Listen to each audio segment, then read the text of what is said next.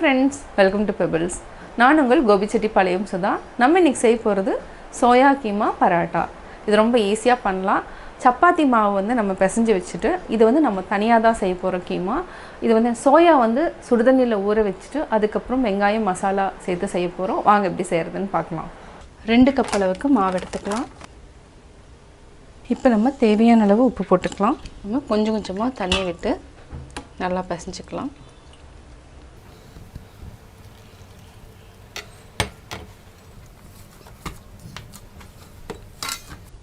மாவு இந்த மாதிரி நல்லா சாஃப்டாக இருக்கணும்.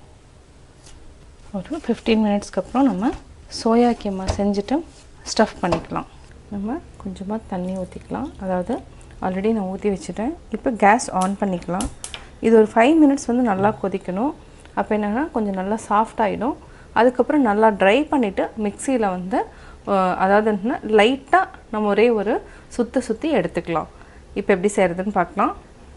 நம்ம சோயா அல்லது மீல் மேக்கர் இது வந்து நல்லா தண்ணியில் சுடுதண்ணியில் வேக வச்சுட்டோம். இது வந்து நல்லா ஆறவும் வச்சுட்டோம். பார்த்திங்கன்னா அந்த சாஃப்ட் எப்படி இருக்குன்னு பார்ப்போம்.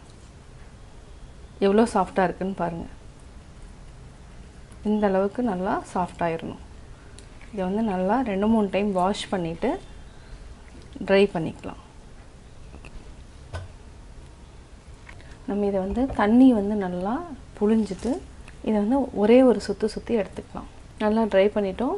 இப்போது மிக்சியில் ஒரு சுற்றி எடுத்துக்கலாம். இப்போது அரைச்சி எடுத்துட்டோம். மசாலாலாம் ஆட் பண்ணி தனியாக செஞ்சுக்கலாம். ஒரு பேனில் 2 டேபிள் ஸ்பூன் அளவுக்கு எண்ணெய் விட்டுக்கலாம்.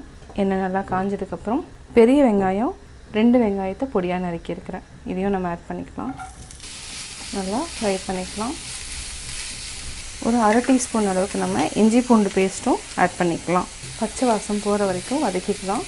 தேவையான அளவு உப்பு போட்டுக்கலாம். இதையும் நல்லா மிக்ஸ் பண்ணிவிட்டு இப்போ மசாலா ஆட் பண்ணிக்கலாம். ஒரு சிட்டிகை அளவுக்கு மஞ்சள்தூள் ஆட் பண்ணிக்கலாம்.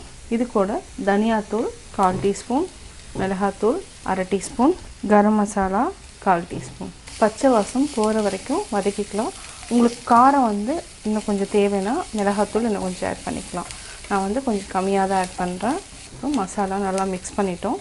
அடுத்து ஆல்ரெடி மிக்சியில் வந்து சோயாவை அரைச்சி வச்சுருக்கோம். இதை ஆட் பண்ணிக்கலாம். இது நல்லா மிக்ஸ் பண்ணிவிட்டு கொஞ்சமாக உப்பு சேர்த்துக்கலாம். இதில் இருக்கிற ஈரப்பதம் போகிற வரைக்கும் நம்ம வந்து நல்லா ட்ரை பண்ணிக்கணும். அப்போ தான் வந்து அந்த பரோட்டா வந்து ரொம்ப நல்லாயிருக்கும். இப்போது நல்லா ட்ரை பண்ணிட்டோம். அதாவது தண்ணி எதுவும் இல்லை. இதை வந்து தனியாக எடுத்து வச்சுக்கலாம். மாவு நல்லா பிசைஞ்சு ஊற வச்சிட்டோம். இதை வந்து கொஞ்சமாக பிரிச்சுக்கலாம். அதாவது கொஞ்சம் பெரிய உருண்டைகளாக தான் எடுக்கணும். இந்த பால் சைஸில் நம்ம எடுத்துக்கலாம். இந்த சைஸில் எடுத்துக்கலாம். இதுக்கு கொஞ்சம் வரமாவு எடுத்துக்கலாம். இந்த 3 உருண்டைகளையுமே வரமாவோட நல்லா அப்ளை பண்ணி வச்சுக்கலாம். இப்போ நம்ம ஸ்டஃபிங்க்கு வந்து கீமா எடுத்துக்கலாம். இந்த மாதிரி கொஞ்சமாக லைட்டாக ஹோல்ட் பண்ணிக்கலாம். இப்போது அப்படியே வந்து உள்ளே வச்சுட்டு நம்ம கொஞ்சம் ஜாஸ்தி எடுத்துருக்குறோம். கொஞ்சம் கம்மியாக கூட எடுத்துக்கலாம். இதே மாதிரி எல்லா உருண்டைக்கும் பண்ணிக்கலாம். அப்போ ஈஸியாக இருக்கும். ஒரே டைமில் இந்த மாதிரி பண்ணி வச்சுட்டோம்னா கொஞ்சம் ஈஸியாக இருக்கும். நம்ம சோயா கீமா வந்து ஸ்டஃப் பண்ணிட்டோம். இப்போ வந்து லைட்டாக அப்படியே ப்ரெஸ் பண்ணிக்கலாம். ஏன்னா இதுக்குள்ளே வந்து ஏர் இருக்கும். நம்ம அதை வந்து ரிலீஸ் பண்ணிக்கலாம். அதே மாதிரி ஷேப்பும் வந்து நல்லா வரும். லைட்டாக ப்ரெஸ் பண்ணிக்கோங்க. ரொம்ப அழுத்த வேண்டாம். இது வந்து என்னென்னா கொஞ்சம் திக்காக தான் வரும். மெலிசாக வந்து பண்ண முடியாது. லைட்டாக நம்ம கொஞ்சம் வரமாவு போட்டுக்கலாம். இப்போது ரெடி ஆகிடுச்சு. நம்ம தோசைக்கல்லில் போட்டு எடுத்துக்கலாம். ஃபஸ்ட்டு கொஞ்சம் ஆயில் விட்டுக்கலாம். அதில் காஞ்சிட்ருக்கு. இதுக்கடையிலேயே அடுத்ததும் அதே மாதிரி தேய்ச்சிக்கலாம்.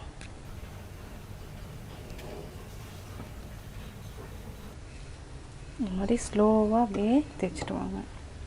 அதே மாதிரி தேய்ச்சிட்டோம். அவ்வளோதான்.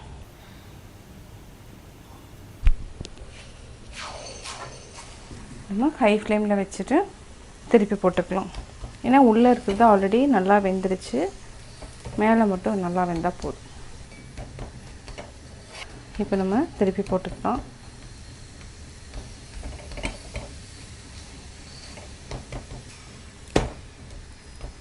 இது 2-3 டைம் நல்லா திருப்பி போட்டுட்டு அதுக்கப்புறம் எடுத்துக்கலாம். இன்னும் கொஞ்சம் லைட்டாக நம்ம எண்ணெய் விட்டுக்கலாம். இது வந்து என்னென்னா உள்ளே இருக்கிறதுனால ஸ்டஃபிங் இருக்கிறதுனால அப்படியே எண்ணெய் ஃபுல்லாக எடுத்துடும். இப்போ வந்து நல்லா வெந்துடுச்சு. திருப்பி போட்டுக்கலாம். இதுக்கு வந்து சைட் டிஷ்ஷாக வந்து என்னென்னா சாஸ் அந்த மாதிரி தொட்டு சாப்பிட்லாம்.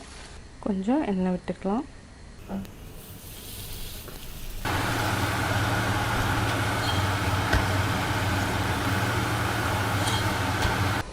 இப்போ எடுத்துக்கலாம். இப்போ நம்ம எண்ணெய் விட்டுக்கலாம்.